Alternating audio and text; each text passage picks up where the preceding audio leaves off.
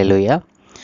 ప్రభునందు ప్రియ దేవుని పిల్లారా, నేటి వాక్య ధ్యానం కొరకు మిమ్మలను ప్రేమతో ఆహ్వానిస్తూ ఉన్నాను. నేటి వాక్య ధ్యానం కొరకు ప్రార్థన చేద్దామా? మమ్మల్ని మిక్కిలిగా ప్రేమించుచున్న మా ప్రియ తండ్రి, సర్వాధికారి అయిన దేవ, నీకు వందనాలు నాయనా. ఏ మంచి లేని మా జీవితంలో మరొక నూతన ఉదయాన్ని అనుగ్రహించారు. ఈ నూతనమైన నయన ఉదయమున మీ దివ్యమైన వాక్యను ధ్యానం చేయటానికి కృప చూపినందుకు వందనాలు తండ్రి. నేటి సమాజము మిమ్మల్ని ఎలాగున ఆరాధన చేస్తూ ఉందో అనే అంశము ద్వారా నైనా ఈరోజు మేము మాట్లాడనై ఉండగా మీ లేఖనాలను ఎత్తి మాతో మాట్లాడమని, ఘనత మహిమ ప్రభావాలు మీరే పొందుకోమని యేసునామమున ప్రార్థించి వేడుకుంటూ ఉన్నాము తండ్రి, ఆమేన్. ప్రభునందు ప్రియ దేవుని పిల్లారా, నేటి క్రైస్తవ సమాజము క్రీస్తును ఏ రీతిగా ఆరాధన చేస్తూ ఉంది, క్రీస్తును ఎలా ఆరాధిస్తూ ఉంది? ఈ క్రిస్మస్ మాసంలో, ఈ ఆనంద మాసంలో క్రీస్తును నేటి సమాజము ఎలాగున ఆరాధిస్తూ ఉంది? ప్రియదేవుని బిళ్ళారా, క్రీస్తు పుట్టకముందే ఆయన ఎక్కడ పుట్టాలో, ఎవరికి పుట్టాలో, ఎప్పుడు పుట్టాలో ఎరిగినటువంటి దేవుడు అని నిన్నటి దినాన మనం ధ్యానం చేశాం. 4000 సంవత్సరాలకు పూర్వమే సర్పముతో దేవుడు చెప్పినటువంటి మాట, నీ సంతానానికి స్త్రీ సంతానానికి వైరము కలుగు చేస్తాను అని. ప్రియదేవుని పిల్లారా, క్రీస్తు పుట్టుకను గూర్చిన ప్రవచనాలు ఇప్పటివి కాదండి. అవి 4000 సంవత్సరాలకు పూర్వమే తండ్రి అయిన దేవుడు మరి తన గ్రంథములో లిఖింపచేశాడు. ప్రియదేవుని పిల్లరా, నేటి క్రైస్తవ సమాజము క్రీస్తుని ఎలా ఆరాధిస్తూ ఉంది? క్రీస్తు 2024 సంవత్సరాలకు పూర్వమే ఆయన బాలుడిగా ఈ లోకంలో జన్మించాడు. ఆయన జన్మ బాలుడిగా ప్రారంభమై మరి పరిపూర్ణమైనటువంటి మరి వ్యక్తిగా ఆయన ఈ లోకంలో జీవించారు. అయితే నేటి సమాజము ఇంకనూ క్రీస్తును బాలుడిగా ఆరాధన చేస్తూ ఉన్నారు.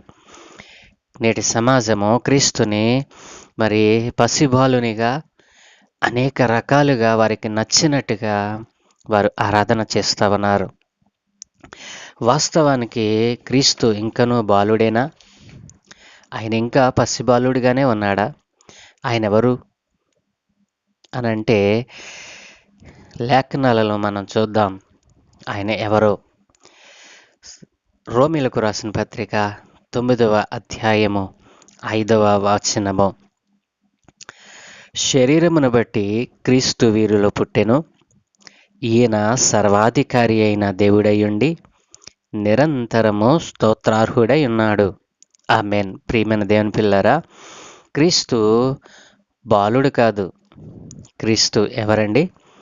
సర్వాధికారి అయిన దేవుడు. క్రీస్తును మనము ఎలా ఆరాధించాలి? పసిబాలునిగా ఆరాధించాలా? సర్వాధికారిగా ఆరాధించాలా? ప్రియదేవుని పిల్లరా, గమనించారా? క్రీస్తు పసిబాలుడుగా ఆరాధనకు మరి పసిబాలునిగా మనం చూస్తే, ఇంకనూ పసిబాలునిగా మనం ఆరాధన చేస్తే ఆయనలో ఉన్నటువంటి ఆ మహత్యమును, ఆ గొప్పతనాన్ని ఎలా అర్థం చేసుకోగలం? సరే, నువ్వు క్రీస్తుని ఎరిగినటువంటి బిడ్డవై ఉండి, క్రీస్తు పసిబాలుడిగా పుట్టాడు, పశుల పాకలో పరుండబెట్టబడ్డాడు, మరి జ్ఞానులు ఆయన ఆరాధించారు, ఈ జ్ఞానం నీకు ఉంటుంది. కానీ క్రీస్తు ఇంకనూ పసిబాలుడిగానే ఉన్నాడా? ఆయన ఎవరు? ఆయన వ్యక్తిత్వం ఏంటి అనేటువంటిది నీవు ప్రజలకు తెలియచేయాలి. ఏ ప్రజలకు? క్రీస్తును ఎరుగినటువంటి వారికి దానిని చెప్పగలిగి ఉండాలి కదూ. నీకే ఈ జ్ఞానము లేకపోతే నువ్వు ఎలాగున చెప్పగలవు? కాబట్టి ఇంకనూ క్రీస్తును నేటి సమాజము పసిబాలునిగా కీర్తిస్తూ, పసిబాలుడిగా పుట్టాడని పసిబాలుడిగానే ఆరాధిస్తున్నారు కానీ ఈ ఆనంద మాసములో ఈ యొక్క సువార్త, ఈ ఆరాధన అనేటువంటిది క్రీస్తులో ఉన్నటువంటి జ్ఞానాన్ని, క్రీస్తులో ఉన్నటువంటి ఆ వ్యక్తిత్వాన్ని తెలియచెప్పేవారిగా మనం మారకపోతే ఎన్ని క్రిస్మస్లు చేసినా అది వ్యర్థమే కదూ. కాబట్టి ఈ ఆనంద మాసములో మరి ఈ 11 నెలలు జరగనటువంటి సువార్త ఈ ఒక్క మాసంలోనే విరివిగా దేవుడు జరిగించుకుంటాడు. ఇట్టి అవకాశాన్ని మరి ఎప్పటిలాగానే మనము పసిబాలుడు యేసు పశువుల పాకలో పుట్టాడు, ఇవే మనం చెప్తే ఆ రోజు వినేటువంటివే కదా, ఎప్పుడు వినేటువంటివే కదా అని ప్రజలు వాటిని మరి వినకుండా ఉంటూ ఉన్నారు. కానీ క్రీస్తులో ఉన్నటువంటి ఆ వ్యక్తిత్వాన్ని, క్రీస్తు ఎవరై ఉన్నాడో దానిని మనం చెప్పగలిగినప్పుడు ప్రజలు అంగీకరిస్తారు, దేవుని యొక్క గుణము వారు ఎరుగుతారు.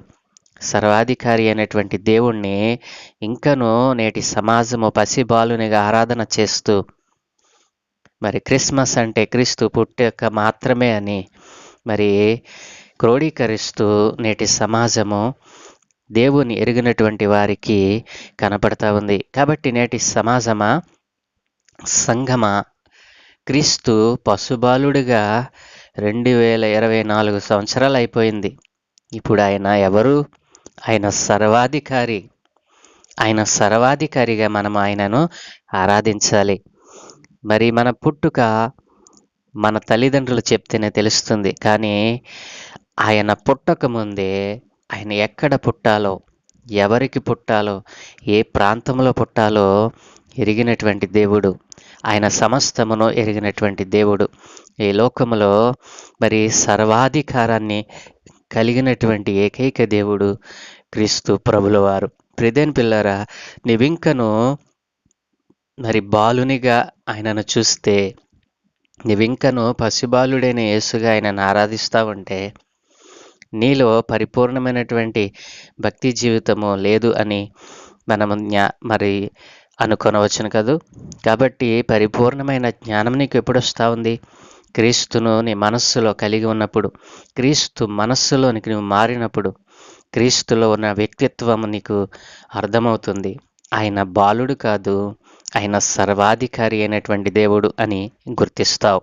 ప్రియదేని పిల్లరా, ఈ రోజున యేసును మరి ఇతరులకు పరిచయం చేస్తూ ఉన్నటువంటి నీవు, యేసు పుట్టిన దినాలలో మరి సువార్త చేస్తున్నటువంటి మనమందరము కూడా ఆయనను పసిబాలునిగా పరిచయం చేయటం కాదు, ఆయన సర్వాధికారి అయిన దేవునిగా ఆయనను పరిచయం చేయాలి. ఆయన పసిబాలుడిగా 2024 సంవత్సరాలకు పూర్వమే ఆయన జన్మించాడు. ఆయన జన్మించి పసిబాలునిగా ఉండిపోయాడా? ఆయన ఈ లోకములో ఉన్నటువంటి మరి సమస్తమైన కీడును జయించాడు. సర్వమానవాళి పాపము కొరకు తన సొంత రక్తాన్ని ధారపోసాడు. కాబట్టి దేవుని లేఖనము ఆయన గురించి ఏం సెలవిస్తూ ఉంది? ఆయన సర్వాధికారి అయ్యుండి నిత్యము స్తోత్రార్హుడై ఉన్నాడు, నిరంతరము స్తోత్రార్హుడు. కాబట్టి ప్రియదేని పిల్లరా, ఆయనను నేటి సమాజం ఆరాధించినట్లుగా ఇంకనూ మనము మరి అన్యులకు క్రీస్తును పరిచయం చేయలేని వారిగా, క్రీస్తును మనం పసిబాలునిగానే పరిచయం చేస్తున్నాం. కానీ ప్రతి సంవత్సరము యేసు బాలునిగా కనపడుతూ ఉన్నాడు, కానీ ఆయన సర్వాధికారి అయిన దేవుడు అని ఎవరు చెప్పగలగటం లేదు. ఎందుకో తెలుసా? వాక్య జ్ఞానము వారిలో లేకపోవటమే, వాక్యాలను సత్యమును గ్రహించకపోవడమే, క్రీస్తు మనస్సును వారు కలిగి ఉండకపోవడమే ప్రధాన కారణము కదూ. నేటి సంఘాలలో కూడా ప్రజలు దేనినైతే మరి కావాలని ఆశపడతా ఉన్నారో దానినే చేయటానికి సంఘము కూడా మరి ఇష్టపడతా ఉంది. మరి ఆత్మ కలిగిన, దైవావేశము కలిగినటువంటి వారిని కూడా నేటి క్రైస్తవ సమాజము వారికి నచ్చినట్టుగా మలుచుకుని, వారి మాట వినకపోతే వ్యతిరేక స్వభావాన్ని పొంది ఇలాగున సమాజములో, క్రైస్తవ సమాజములోనే ఒక పరిపక్వమైనటువంటి, ఒక పరిపూర్ణమైనటువంటి మరి జ్ఞానము లేకపోవడం, ఈ రోజున క్రీస్తును ఇంకనూ బాలునిగా ఆరాధించడం మనం చూస్తూ ఉన్నాం. కాబట్టి ప్రియదేని పిల్లలారా, మరి క్రీస్తు బాలుడినిగా కాకుండా ఆయన సర్వాధికారి అయిన దేవునిగా మనం పరిచయం చేద్దాం. ఈరోజు ప్రభు మనతో మాట్లాడాడు కదూ. క్రీస్తు శరీరమును బట్టి మరి వీరిలో పుట్టాడు, కానీ ఆయన ఎవరు? ఆయన సర్వాధికారి అయిన దేవుడు. మరి ఆయన సర్వాధికారము మరి నిరంతరము కూడా ఆయనకి ఇవ్వబడింది. అందుకనే ఆయన నిరంతరము స్తోత్రార్హుడై ఉన్నాడు. అలాగున క్రీస్తును పరిచయం చేయాలి, కానీ ఇంకనూ బాలునిగా, పసిబాలునిగా, మరి పశుల పాకల్లో పుట్టాడుగా, దీనుడుగా, ఇవన్నీ ఆయనలో ఉన్న లక్షణాలే, కానీ ఆయనను పరిచయం చేయవలసినటువంటి విధము ఇప్పుడు కాదు కదా. ఆయన పసిబాలునిగా ఎప్పుడో మరి కొన్ని వేల సంవత్సరాల క్రితమే జరిగిపోయింది ఆయన జన్మ. ఆయన భూలోకంలో పుట్టినది నిజము, ఆయన పుట్టుక పరిశుద్ధమైనది, ఆయన రాక పరిశుద్ధమైనది, ఆయన జీవితము పరిశుద్ధమైనది. అయితే ఈ రోజున ఆయనను పసిబాలునిగా ఆరాధన చేస్తూ ఆయన వ్యక్తిత్వాన్ని, ఆయన యొక్క దైవత్వాన్ని ప్రజలకు తెలియకుండా ఈ రోజున క్రైస్తవ సమాజం అడ్డుపడుతూ ఉందని మరి అనుకోవచ్చు కదూ. కాబట్టి ప్రియదేని పిల్లలారా, ఆయన బాలుడుగా కాకుండా ఆయన సర్వాధికారి అయిన దేవునిగా పరిచయం చేద్దాం. ఆయన నిరంతరము స్తోత్రార్హుడై ఉన్నాడని ప్రజలకు చాటి చెప్దాం. ఈ నేటి మరి క్రిస్మస్ దినాలలో క్రీస్తుని ఆరాధించటం, క్రీస్తును పరిచయం చేయటం, ఇతరులకు పరిచయం ఏ రీతిగా చేయాలి అని అంటే, ఆయన బాలుడిగా కాకుండా ఆయన పుట్టింది నీకోసమే. ఆయన సర్వాధికారాన్ని మరి తన చేతులలో కలిగి సర్వాధికారిగా ఈ లోకానికి వచ్చాడు. ఆది యందు వాక్యం ఉండెను, ఆ వాక్యము మరి దేవుని యొద్ద ఉండెను, వాక్యమే దేవుడై ఉండెను, ఆ వాక్యమే శరీరధారి అయి కృపా సత్య సంపూర్ణుడుగా మన మధ్య వసించెను అని దేవుని లేఖనం సెలవిస్తూ ఉంది. ప్రియదేని పిల్లలారా, కాబట్టి మరి దేవుని యొక్క లేఖనాలను మనం పరిశీలన చేసినప్పుడు కొలస్సీలకు రాసిన పత్రిక 1వ అధ్యాయము 16వ వచనములో దేవుని లేఖనం సెలవిస్తూ ఉంది. ఏలయనగా ఆకాశమందున్నవియు భూమి అందున్నవియు దృశ్యమైనవి గాని అదృశ్యమైనవి గాని అవి సింహాసనములైనను ప్రభుత్వములైనను ప్రధానులైనను అధికారులైనను సర్వమును ఆయన యందు సృజింపబడెను.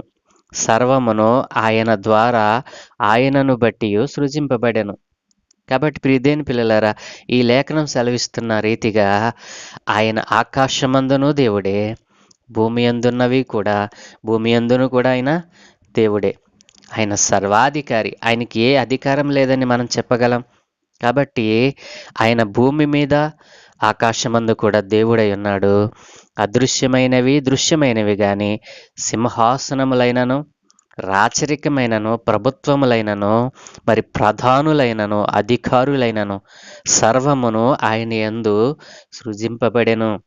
ఈ ప్రభుత్వములు కానీ, ఈ లోకములో ఉన్నటువంటి ప్రధాని కానీ, అధికారులైనా కానీ ఎవరైనా సరే దేవుని వలన సృజింపబడిన వారు.